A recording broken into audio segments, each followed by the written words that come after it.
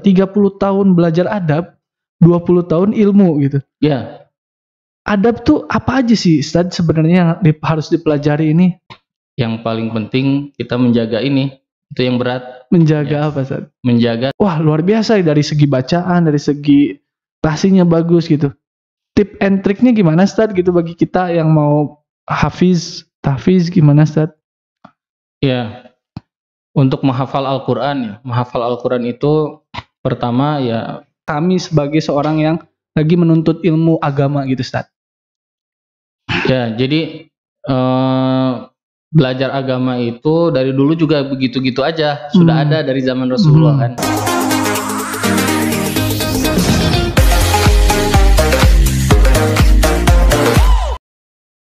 Bismillahirrahmanirrahim. Assalamualaikum warahmatullahi wabarakatuh. Apa kabar sobat baik? Kembali lagi bersama saya Yogi Ahmad Fajar di The Podcast di Jabar TV. Alhamdulillah, episode kali ini kita kehadiran seorang Ustadz. Nih saya kalau ketemu Ustadz nih adem Ustadz. Karena insya Allah kita dapat mendapatkan banyak hal ya, ilmu, kemudian apapun lah ya. Karena seorang Ustadz ini insya Allah barokah gitu ya, barokah. Kita kenalkan yaitu Ustadz Herfi Firdaus. Assalamualaikum Ustadz. Waalaikumsalam warahmatullahi wabarakatuh. Apa kabar? Alhamdulillah baik. Alhamdulillah. Sehat Ustadz? Sehat. Nah ini sobat baik, kalau kita nanya apa kabar, sehat. Kalau dulu kan kayak apa ya, basa-basi gitu. Tapi sekarang tuh bermakna banget Ustadz. Iya betul. Menanyakan kabar, sehat apa enggak itu karena di masa pandemi ini itu tuh utama gitu loh. Itu paling utama, sehat apa enggak gitu. Tapi alhamdulillah Ustadz sehat ya. Alhamdulillah sehat selalu ya. Yes. Sobat baik, saya perkenalkan Ustadz Herfi Firdaus ini seorang Ustadz. Beliau ini founder ya, bisa dibilang Ustadz. Ya. Founder sebuah yayasan ya Ustadz ya. Yayasan Al-Fitiah Bandung. Kalau sobat baik perhatikan, orang Bandung terutama, Bandung itu bisa dibilang Bandung Lautan Kajian. Iya betul. Pernah mendengar istilah itu Ustaz? Iya. Karena saya pas waktu pertama ke Bandung kan 2017 tuh, kata teman-teman saya, Ki, wah asik tuh di Bandung, ini banyak kajian di Masjid TSM, masjid yang deket itu tuh masjid apa Ustaz? Yang di perumahan tuh. Aduh saya lupa. Apa gitu. Ya. Al-Latif. Nah, Al-Latif. Kemudian banyaklah di berbagai macam tempat di lokasi di Bandung, masjid-masjid itu banyak kajian dan selalu penuh katanya. Gimana Ustaz menyikapi atau melihat fenomena Bandung Lautan Kajian ini Ustaz? Alhamdulillah ya. Salah satu nikmat yang besar ya. Ya. Buat kita semua, terutama yang di Bandung. Memang di Bandung tuh dari ba'da subuh sampai jam 9 malam tiap hari ada kajian. Iya. Pas waktu sebelum corona ya ini ya. Sebelum corona. Itu hampir di banyak tempat lah. Banyak tempat. Ya ini nikmat besar bagi kita sebagai umat muslim ya. Dan yang paling penting kita menjaga ini. Itu yang berat. Menjaga apa Ustaz? Menjaga keistiqomahan ini yang berat. Terus yang kedua, euforianya banyaknya kajian ini kan adalah sesuatu yang baik gitu ya. Tapi kalau kita misalnya khilaf ya malah jadi arahnya kurang bagus ya. Nah ini perlu diluruskan. Jadi memang ngaji kan bukan cuma ngumpul-ngumpul rame saja. Nah ini ramenya alhamdulillah sudah dapat. Semangatnya udah dapet. Habis itu tinggal dirapihkan bersama-sama sebagai umat muslim yang di Bandung. Kita sama-sama yang ngaji itu harus seperti apa. Kita membina kalau kalangan begini apa dulu yang dipelajari, kalau kalangan yang ini apa. Nah ini harus dirapihkan. Kalau di Al-Fitiah sendiri Ustadz selaku penggagas dan ya pembina lah ya, idealnya ngaji itu seperti apa sih Ustadz? Tadi Ustadz bilang oke, alhamdulillah euforia, semangatnya udah dapat. Nah, step selanjutnya tuh apa yang harus dilakukan? Utamanya bagi kita ya atau kami sebagai seorang yang lagi menuntut ilmu agama gitu, Ustaz. Ya, jadi belajar agama itu dari dulu juga begitu-gitu aja, sudah ada dari zaman Rasulullah kan. Sahabat juga sama prosesnya kan hijrah, gitu ya. Habis itu zaman berikutnya terus sampai hari ini. Nah jadi ketika mulai belajar, tentunya kita itu harus memiliki tahapan yang benar dalam memahami agama. Jadi jangan sampai gini, ikut kajian. Dari tempat kajian ke kajian selama 5 tahun, terus ditanya sholat gimana? Nggak tahu, sholat mah ikut aja gitu. Nah berarti ini ada tahapan yang terlewat. Jadi yang pertama kan orang harus datang dulu ke masjid. Nah ini datang ke masjid ini tadi apa saja lah yang membuat kita senang ke masjid, senang ke majelis. Nah kalau sudah duduk di majelis, sedikit-sedikit mulai mengikuti apa yang harus dipelajari, gitu. Nah di Al-Fitiyah itu, kami di Al-Fitiyah, memang lembaga Al-Fitiyah itu banyak yang bilang materinya agak tinggi. Memang sengaja, kenapa? Karena yang untuk orang yang awam banget sudah ada banyak di Bandung, gitu. Jadi kita ingin tahapan yang lebih, yang naik lagi lah. Jadi setelah dia mulai, saya mau nih belajar, habis masuk, kan beda ya, orang yang baru seneng lari doang gitu, ayo lari yuk ke gazebo gitu, oh ayo semangat gitu. Nah itu kan baru datang tuh, ya itu nggak apa-apa, sok mau lari 2 menit, plus 10 menit gitu. Tapi kalau bilang saya mau rutin, nah kan nggak bisa tuh sembarangan. Ya dia harus dikasih tahu seminimal sekali, sepekan sekian kali, minimal berapa kilo atau berapa menit. Nah ini baru nih tahapan yang harus dilalui. Nah ini yang sering terlewat oleh anak-anak muda itu, ya. Sehingga nanti tidak sampai ya kepada yang ingin dituju. Jadi perubahannya nggak terlihat. Nggak signifikan gitu ya, Ustaz ya? Iya, semangatnya bagus sih, terjaga gitu. Cuma tidak merubah, misalnya kan kita berilmu itu agar iman sama Allah semakin naik, ya. Memahami cinta sama Rasulnya semakin meningkat, ibadahnya semakin hebat, kan gitu ya. Inginnya begitu. Nah ini nggak bisa kalau nggak dengan tahapan-tahapan yang seharusnya diikuti gitu ya. Bagus sih ikutan ini. Tapi gini, ada satu hal lagi yang penting ya, buat kita semua dan sahabat-sahabat yang lain. Yang namanya belajar itu harus punya guru. Nggak bisa. Iya, misalnya, tapi saya sering ikut kajian ke sana kemari. Ya nggak apa-apa, saya juga sama. Saya kalau ada tabligh akbar saya datang, duduk. Antum juga gitu ya? Duduk itu ikut. Kalau tabligh akbar itu untuk membuat kita semangat. Besoknya wah resep, harus lebih rajin. Tapi kalau belajar, besok surat apa yang harus saya pahami, besok cara wudhu yang harus saya beneri, besok. Nah ini harus ada guru. Guru yang tetap atau gimana? Guru yang tetap, guru kita yang ngajarin, yang melihat kita terus belajar. Sahabat belajar ke Rasulullah, tabiin belajar ke sahabat. Ya, Imam Syafi'i datang ke Imam Malik belajar. Saya pengen belajar sama Imam Malik, belajar fikih, belajar hadis dari Imam Malik. Imam Syafi'i nggak kemana-mana, di situ dulu sampai selesai dengan Imam Malik, gitu. Nah ini cara belajar yang kalau sudah mulai. Tapi misalnya suatu hari ada tabligh akbar di mana, kajian besar, ikutan nggak apa-apa. Itu namanya untuk memberikan kayak untuk refresh lah ya. Untuk giroh kita semakin sama. Saya juga kalau ada tamu ya, apalagi misalnya senior lulusan Madinah yang saya kenal datang ke Bandung, saya hadir, saya temui gitu. Ustaz gimana? Duduk gitu ya, senang duduk. Tapi apakah dia guru saya? Ketemunya juga mungkin setahun sekali, mungkin 5 tahun sekali kan, tidak bisa disebut guru. Ya, nah guru itu adalah yang memang melihat perubahan kita, mendidik kita, mengevaluasi. Nah ini yang sering terlewat, Nah, gitu. Di Al-Fitiyah itu difasilitasi, Ustaz. Maksudnya kayak ya tadi, oke saya belum punya guru nih, saya pengen ada guru yang memang konsisten melihat, mengevaluasi, membimbing saya. Itu di Al-Fitiyah ada berarti ya? Ada di Al-Fitiyah, salah satunya itu. Keunggulan lah ya, keunggulan di Al-Fitiyah kita fokuskan situ. Memang Al-Fitiyah itu tabligh akbar kadang kita adain, tapi setahun paling sekali, 2 kali. Kita nggak banyak-banyak. Pengajian umum nggak terlalu banyak juga. Kita lebih banyak, ini anak-anak potensial untuk belajar Al-Quran. Kita didik dari mulai tajwidnya sampai menghafal Quran sampai 30 juz. Kemudian yang ini belajar ilmu syar'i dari mulai akidah, fikih, terus gitu ada kurikulumnya. Dan kami di Al-Fitya itu punya guru-guru yang memiliki keilmuan yang sangat alhamdulillah ya, luar biasa. Bahkan ada seorang syekh ya dari Timur Tengah juga, ya, seorang doktor gitu. Kita belajar, beliau ngarahkan, sekarang buku ini yang dipelajari, sekarang bab ini yang harus dipelajari. Kita kan murid, nggak tahu apa-apa nih, habis ini ngapain lagi nih?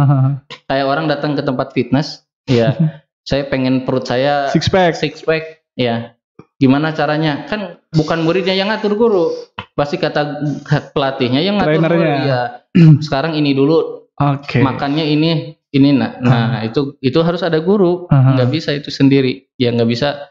Nah, itu yang harus. Nah, di Al-Fitya ada tahapan-tahapan itu dan salah satunya memang kami kalau untuk yang umum bisa nampung banyak orang, itu adalah tahfidz Al-Qurannya.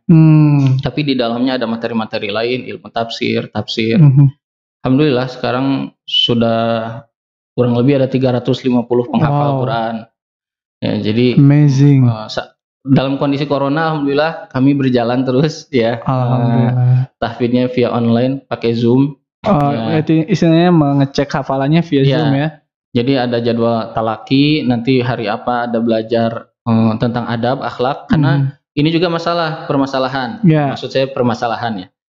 Anak muda itu sering lupa adab dalam belajar. Kita jadi akhirnya ngomongin ustadz ini, ngomongin ustadz itu, komentar begini, komentar begitu. Dia nggak punya adab. Nah, di Al-Fitya itu orang baru masuk dididik dulu adabnya. Kamu harus punya adab ke guru, ke majelis, ke teman, ke ustadz lain, harus punya adab. Gitu. Nah, nanti menunjang Al-Qurannya kita kasih ilmu tafsir, tafsir Al-Quran, kita kasih ulumul Qurannya. Ini khusus yang bidang Al-Quran. Nanti kalau bidang ilmu syar'i yang secara umum ya tentunya akidah, fikih. Bedanya apa tadi? Kalau yang Al-Quran tadi kan hafiz gitu ya. Nah, yang tadi fikih itu jadi apa gitu nanti? Kalau outputnya. Kalau yang tahfidz Al-Quran itu memang sebetulnya kalau ingin belajar menghafal sesuatu harus dimulai dengan Al-Quran. Ya, itu yang paling pokok. Jadi yang awal memang kita menerima. Jadi yang program tahfidz ini kita menampung dari mana saja. Dites dulu tentunya bacaannya setelah masuk. Nah, itu belajar tahfidz Al-Quran. Tapi kalau belajar kayak fikih, ilmu syar'i yang lainnya di luar Al-Quran ini kita ada juga. Dari mereka ada juga yang ikutan.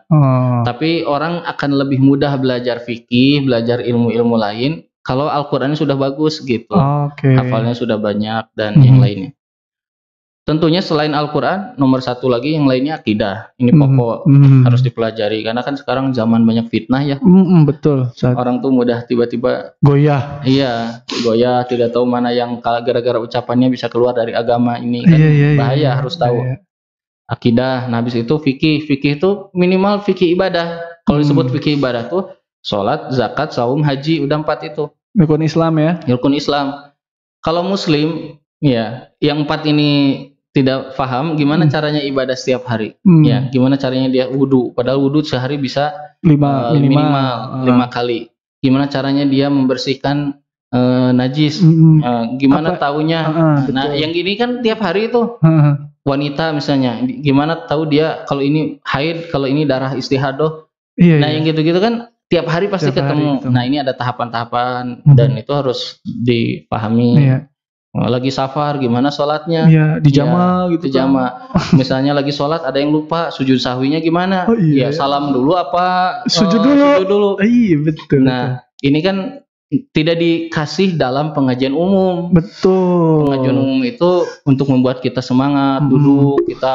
Nah, ini harus ada guru yang ngasih tahu. Ini sekarang belajar ini, sekarang belajar terus begitu tahapannya seperti itu. Jadi memang sobat baik kalau belajar agama itu nggak bisa setengah-setengah ya Ustadz ya, harus full dan penuh komitmen. Jadi kayak tadi Ustadz bilang, alhamdulillah gitu euforia. Kajian di mana-mana, Bandung Lautan Kajian, orang kumpul bareng, bahkan mungkin bisa dibilang jadi tren gitu sampai sekarang alhamdulillah. Tapi jangan sampai, ya benar kata Ustadz tadi, itu tuh cuman euforia semata, tapi pas pulang ya lupa gimana sholat gitu ya, nauzubillah, lupa ngaji gitu. Nah, harus diiringi dengan benar itu dengan ngaji dengan guru gitu ya Ustadz. Guru Ya, yang betul. benar-benar terus mendampingi, mengevaluasi, istilahnya kalau bahasa ini mah dosen pendamping gitu ya. Kalau di Iya, kuliah mah gitu. ada mentor. Ada mentor gitu. Kalau bahasa lainnya apa saja? Murobi kali ya. Iya, Murobi gitu-gitu ya, mentor apa mentor. aja lah.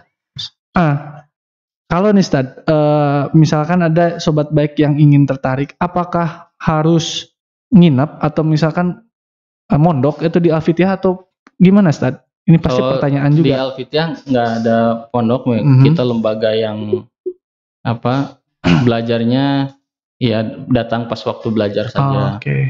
Hanya kalau memang ingin belajar serius, masuk ke belajar ilmu syar'i, itu kita ada ininya, pengontrolan, misalnya seminggu sekali harus ikut belajarnya.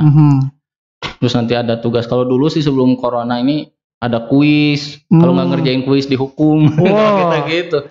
Misalnya materi yang kemarin nih tentang toharoh, ada kuisnya dibikin. Suci ya, tentang suci toharoh. Ya, toharoh itu tentang bersuci. Kayak wudu, ya tayamum, itu kan tiap hari ya mandi.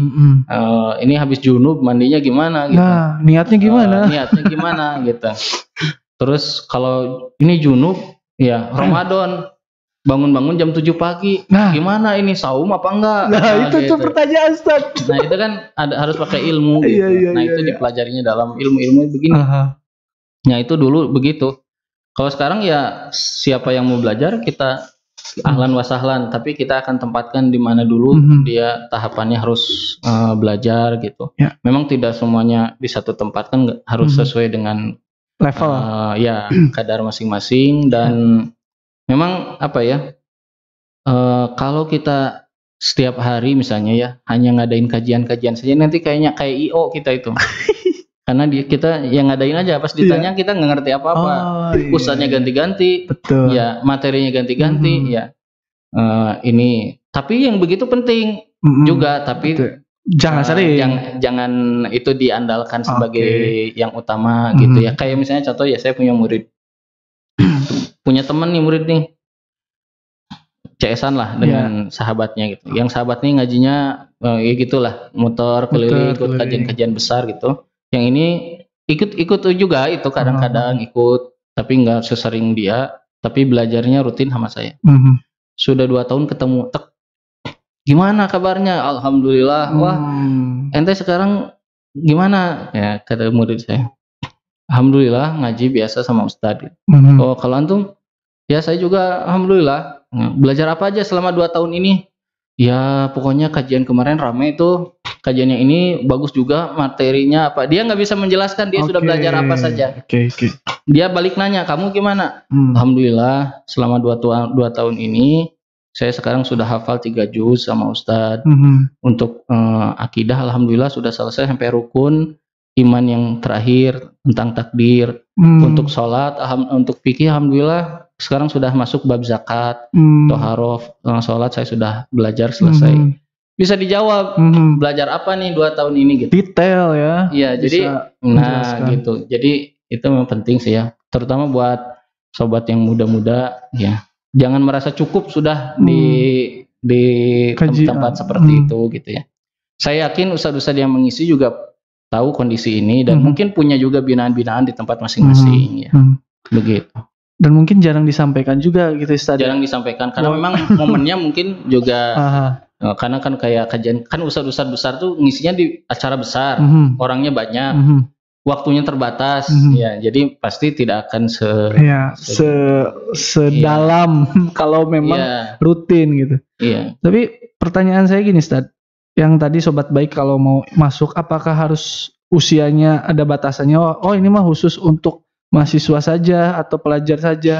Kalau misal orang yang sudah bekerja, kan fenomena sekarang alhamdulillah nih tadi banyak orang terutama yang sudah dewasa dan sudah berumur itu baru sadar pentingnya agama tuh sekarang gitu. Banyak kan fenomena sekarang gitu.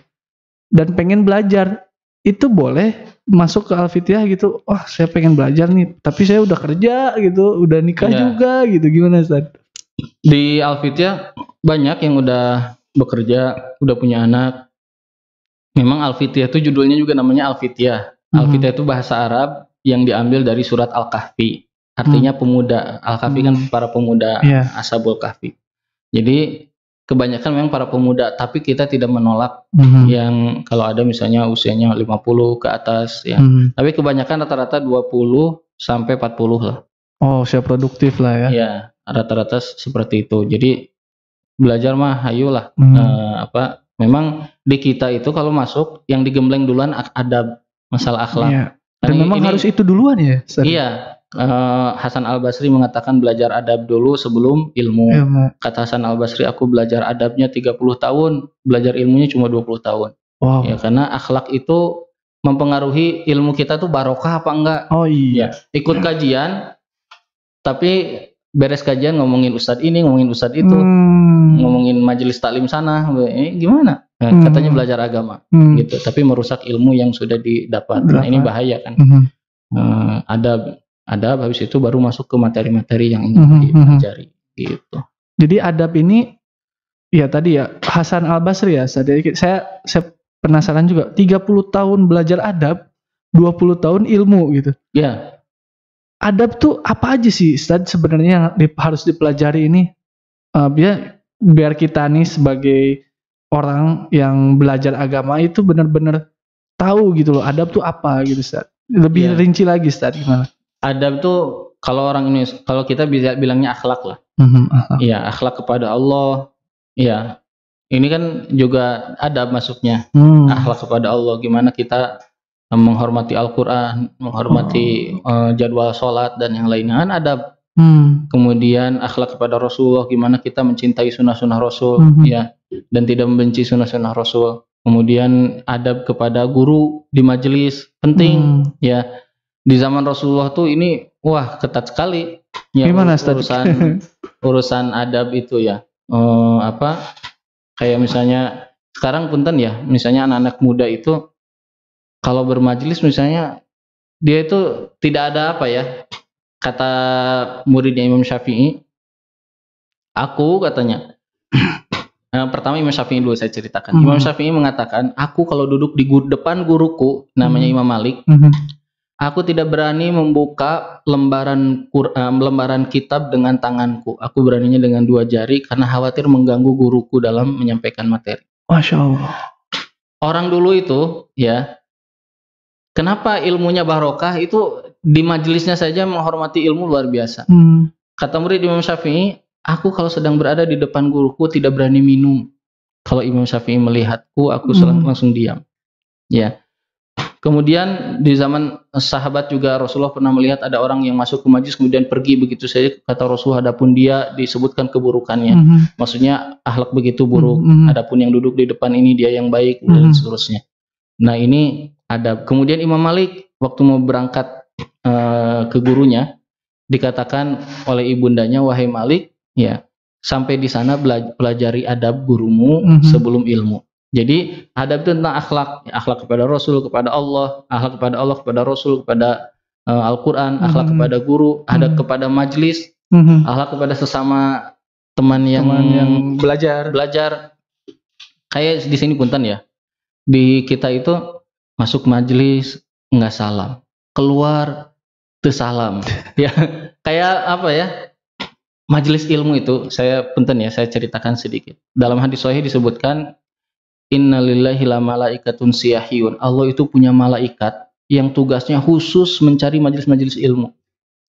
Mereka itu kalau ada majelis ilmu, mereka mengepakkan sayapnya duduk di situ dan mengajak yang lain. Kemudian mereka kembali ditanya oleh Allah, di sana dari mana? Dari majelis ilmu, majelis dzikir, majelis ilmu. Apa yang diperbincangkan tentangmu? Apakah mereka melihatku? Kata malaikat, tidak. Bagaimana kamu melihatku? Terus ini obrolannya panjang. Mereka meminta surga, mereka takut dari neraka. Kemudian kata Allah, wahai para malaikat, saksikan aku mengampuni mereka yang duduk di majelis itu. Kemudian kata malaikat, salah satu malaikatnya berkata, ya Rob, ada orang, dia itu kebetulan lewat duduk di situ. Kebetulan? Kebetulan lewat, bukan ahli majelis, bukan yang rutin. Kata Allah, kepada dia juga aku ampuni. Masya Allah. Jadi ini malaikat kita ya, tersopan gitu ya, masuk tersopan, keluar tersopan, ya di depan guru lagi kajian ngobrol, main HP, ya main handphone, wah, ya ngobrol kajian, pulang dari kajian komentar, Ustadz teh kieu nya, Ustadz tadi mah kieu nya. Padahal dia nggak mengerti apa yang disampaikan oleh Ustadz. Ya, akhirnya muncullah banyak fitnah tuh di YouTube, di mana kan di media sosial kaum muslimin, dan akhirnya pertengkaran yang terjadi.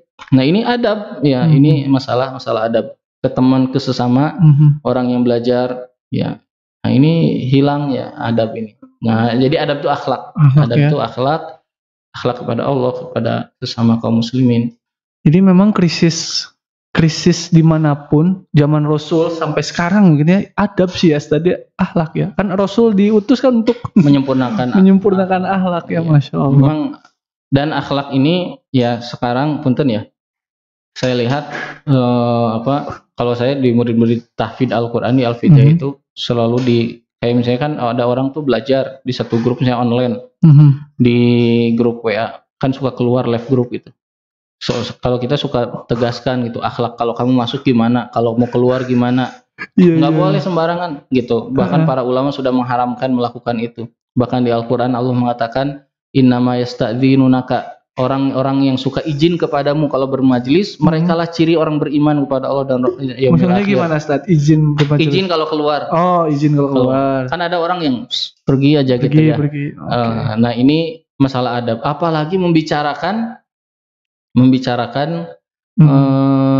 ustadznya, wah bahaya. Kata para ulama ya, diantaranya Syekh Utsaimin mengatakan, membicarakan orang awam saja dosa besar. Waduh. Apalagi membicarakan para ulama.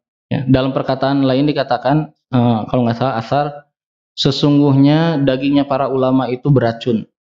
Kalau mereka diambil atau difitnah, maka Anda akan kena racunnya.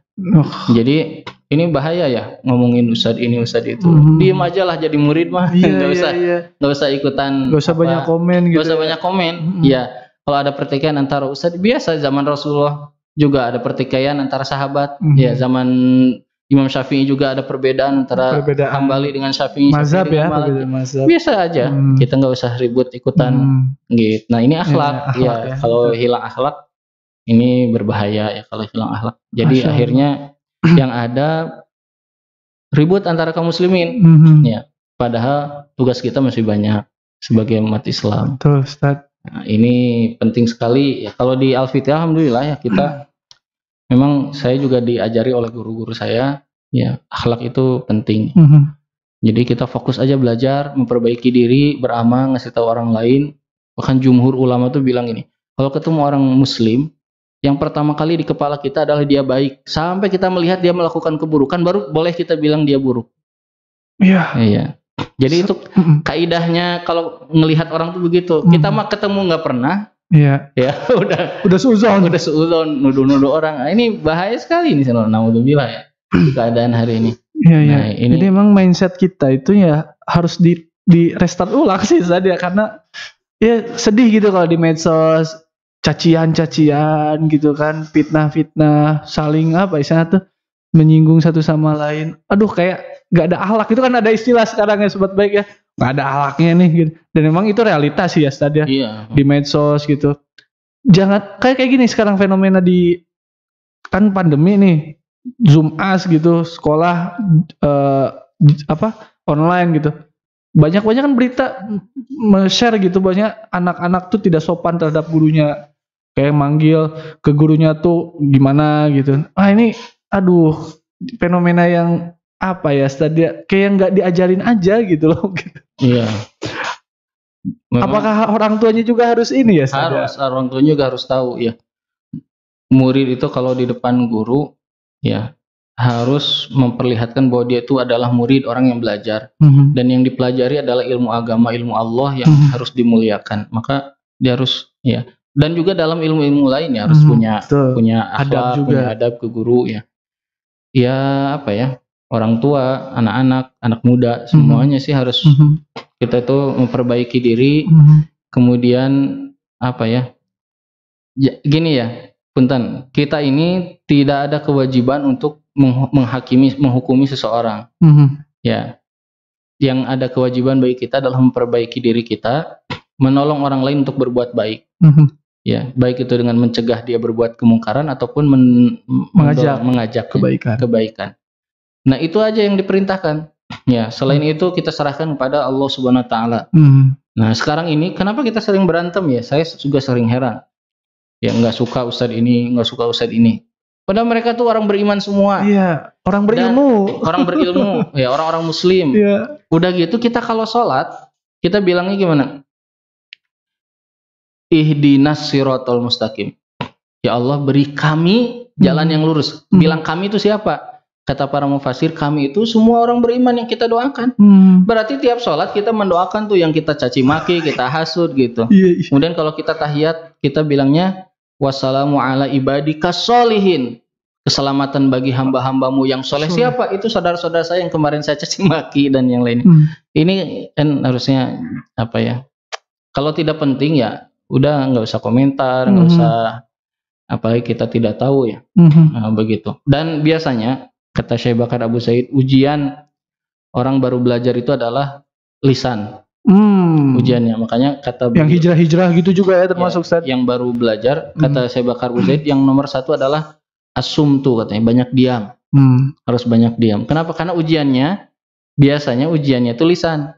Coba orang baru belajar bela diri, bannya masih ban putih lah mungkin. Ya, dasar ya. Ban dasar lah.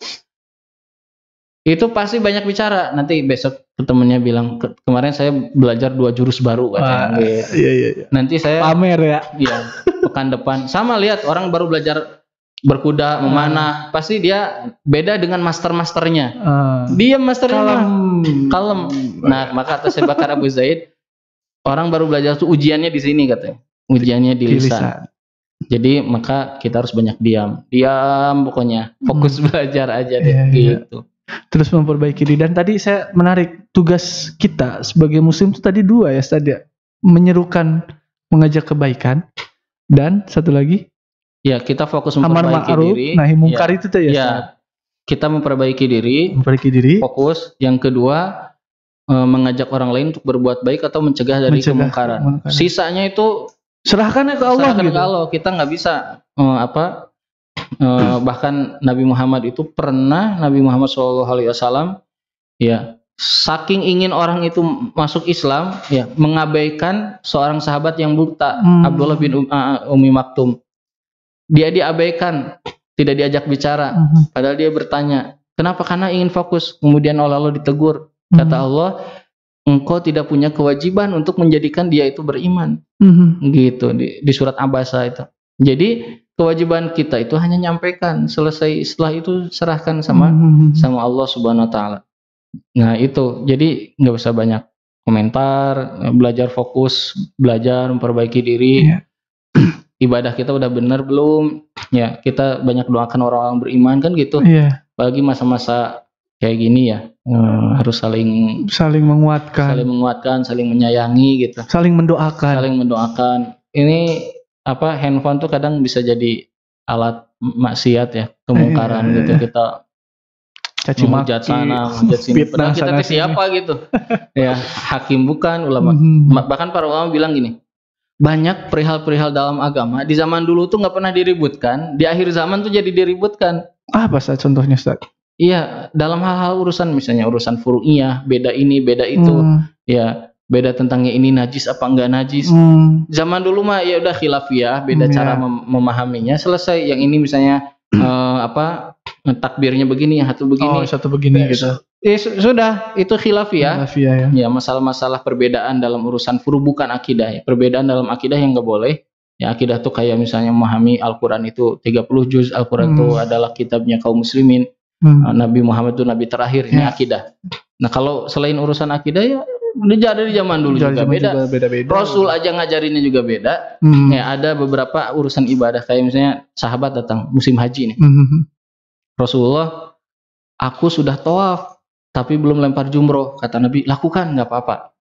Datang satu lagi, Rasulullah, aku sudah lempar jumroh tapi belum tawaf. Lakukan, nggak apa-apa. Satu lagi bilang, ya Rasulullah, aku sudah tawaf tapi belum nyembelih. Lakukan, nggak apa-apa. Beda-beda nggak ini? Iya, beda-beda. Coba kalau semuanya jam segini harus lempar jumroh semua, sok 5 juta orang. Ajaman ayeuna kumaha. Iya. Makanya perbedaan tuh nikmat ya. Nikmat. Dan ada hikmahnya gitu. Ada hikmahnya. Jadi aneh diributkan kata saya itu. Dan kadang ustadznya mungkin nggak mau ngeributkan, muridnya yang munculkan masalah. Yang tadi nggak punya adab. Ke nomor tadi satu. Iya. Di awal-awal tuh lisannya nggak kuat pengen ngobrol. Nggak kuat. Nanti di majelis itu dia bilang, Ustadz, kata Ustadz Anu, katanya begini, beda sama Ustadz. Manusia itu kata Ibnu Qayyim, bibit hasad itu sudah ada di tiap diri manusia. Ada yang bisa direndam, ya diredam, ada yang nggak bisa. Dia kalau didorong terus keluar lama-lama. Ya, nah ini keluarlah di majelis padahal orangnya orang soleh, ulama. Ya, kenapa itu gara-gara murid-murid yang buruk itu, yang dia tidak memiliki adab. Nah ini perihal-perihal begini nih, perihal ya penting ya. Ya penting sekali dalam kehidupan Muslim. Masya Allah. Jadi memang ya ini jadi evaluasi ke dalam diri saya sendiri, Ustaz. Ya kita semua lah selaku yang mencari ilmu agama gitu. Yang diutamakan adalah adab gitu. Adab, etika lah ya, attitude gitu kepada guru, kepada majelis, kepada sesama, bahkan tadi lebih utamanya kepada Allah, adab kepada Allah, kepada Rasul. Kayak megang Quran aja kan harus benar ya Ustaz ya. Iya, jangan ngaji itu bari sasarean atau tidur-tiduran itu kan nggak boleh. Terus banyak hal dan Masya Allah. Tapi juga waktu Afwan Ustaz, waktu juga ya.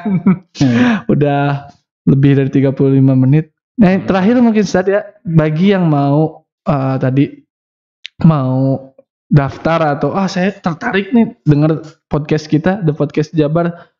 Wah, pengen nih masuk belajar Al-Fityah, kemana Ustaz gitu? Iya. Kalau Al-Fityah mungkin bisa di-follow di Instagramnya. Ada IG-nya ya, ada apa tuh? @apa Ustaz? Saya kurang tahu nih, coba saya cek dulu. Di YouTube-nya juga ada channelnya. Kemudian Al-Fityah Bandung ya. Oh, Al-Fityah Bandung. @Al-Fityah Bandung ya, sobat baik bagi untuk IG-nya. Sobat baik yang mau ya pengen lebih tahu apa sih Al-Fityah ini dan tertarik nih saya paparan Ustadz Herfi gitu. Saya mau hafiz gitu. Nah, terakhir sih penasaran nih. Ustadz kan hafiz ya, alhamdulillah gitu 30 juz. Tantangan, dan saya juga pernah ketemu murid-murid Ustadz ya pas waktu ketemu main ke rumah Ustadz gitu. Dan memang luar biasa dari segi bacaan, dari segi tahsinya bagus gitu. Tip and triknya gimana Ustadz gitu bagi kita yang mau tahfiz gimana Ustadz? Ya, untuk menghafal Al-Quran menghafal Al-Quran itu pertama ya tentunya niat ya harus diluruskan. Kemudian yang kedua yang sangat penting juga setelah niat adalah azam. Azam itu keinginan, tekad yang kuat. Tekad karena sobat baik. Menghafal tuh gunungnya curam banget gitulah. Jadi mendakinya luar biasa. Maka harus azamnya, tekadnya harus kuat ya. Tingkat kesabarannya harus tinggi. Godaannya luar biasa menghafal Quran. Tapi akan dimudahkan bagi siapapun yang Allah kehendaki untuk mudah menghafal Al-Quran. Tentunya sebelum ke situ ya harus bacaannya harus diluruskan dulu, belajar tajwid Al-Quran, tahsin Al-Quran. Nah, nanti kalau sudah itu baru mulai menghafal Al-Quran. Nanti setelah menghafal Al-Quran nanti akan dibimbing ya sesuai dengan kemampuan tentunya, karena tiap orang beda-beda, kekuatan hafalannya beda-beda. Tapi kalau sudah selesai menghafal Al-Quran belum selesai tugasnya. Ya, saya dan beberapa ustadz ya atau sahabat-sahabat yang hafal Al-Quran, menghafal Quran itu sampai kita meninggal. Jadi kita harus terus menjaganya setiap hari. Ya, tidak ada namanya mantan penghafal Quran. Ya, kalau itu selesai berarti tidak menghafal Al-Quran. Jangan sampai ya. Jadi kata para ulama, penghafal Quran itu cuma ada dua, ada hafal dan tidak hafal. Nggak ada pernah menghafal. Ya, kalau pernah menghafal berarti masuk ke yang tidak hafal. Jadi hafal sama tidak. Nah, ini berarti harus dijaga. Menjaga inilah yang tugas yang berat. Makanya orang kalau sudah masuk wilayah, makanya tadi kan saya pisahkan tuh menghafal Quran sama belajar ilmu syar'i. Kalau ilmu syar'i semua orang nggak perlu hafal Quran bisa misalnya. Menghafal Quran tuh ini tuh kayak apa ya? Komunitas atau spesies beda lah gitu. Kenapa? Karena mereka ini orang-orang yang yang menyimpan hafalan ini di dada mereka, dan itu luar biasa. Ya, itu luar biasa. Sampai kata Fudail bin Iyad, penghafal Quran itu adalah mereka yang membawa panji-panjinya Islam. Mereka itu kehidupannya harus beda, tidak boleh lagi lalai seperti yang tidak menghafal Quran, tidak boleh lagi berleha-leha seperti orang yang tidak menghafal Quran. Mereka sudah beda gitu. Kenapa? Kata Fudail bin Iyad, takriman lil Quran, untuk menghormati kalam Allah yang ada di dadanya. Jadi memang harus siap tuh kalau masuk ke situ. Kayak orang jadi tentara, berarti kan hidupnya udah jadi tentara sampai nanti dia meninggal tuh hidupnya, pola hidupnya segala macam kan.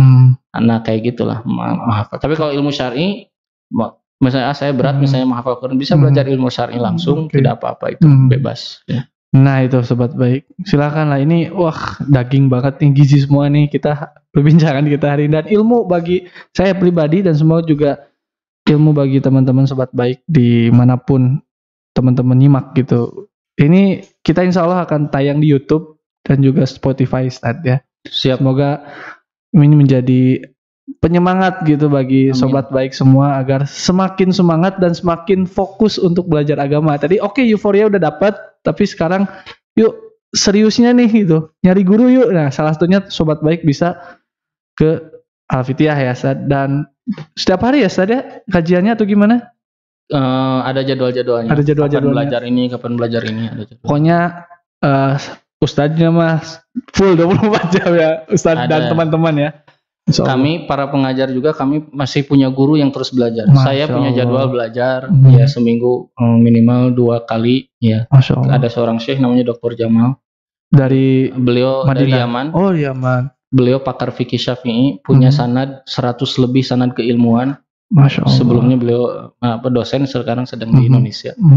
Jadi kami belajar, dididik oleh beliau. Dan ada guru-guru kami yang lainnya masih banyak yang tidak perlu saya sebutkan semua di sini. Siap. Jadi insya Allah tidak berhenti belajar ya, Ustadz juga, semua juga gitu. Baik, terima kasih Ustadz Herfi Firdaus sudah berkenan hadir. Alhamdulillah, insya Allah barokah kita pertemuan hari ini, podcast kita hari ini. Mari kita tutup dengan hamdalah. Alhamdulillah. Amin. Hatur nuhun Ustadz. Saya tutup. Wassalamualaikum warahmatullahi wabarakatuh. Waalaikumsalam warahmatullahi wabarakatuh.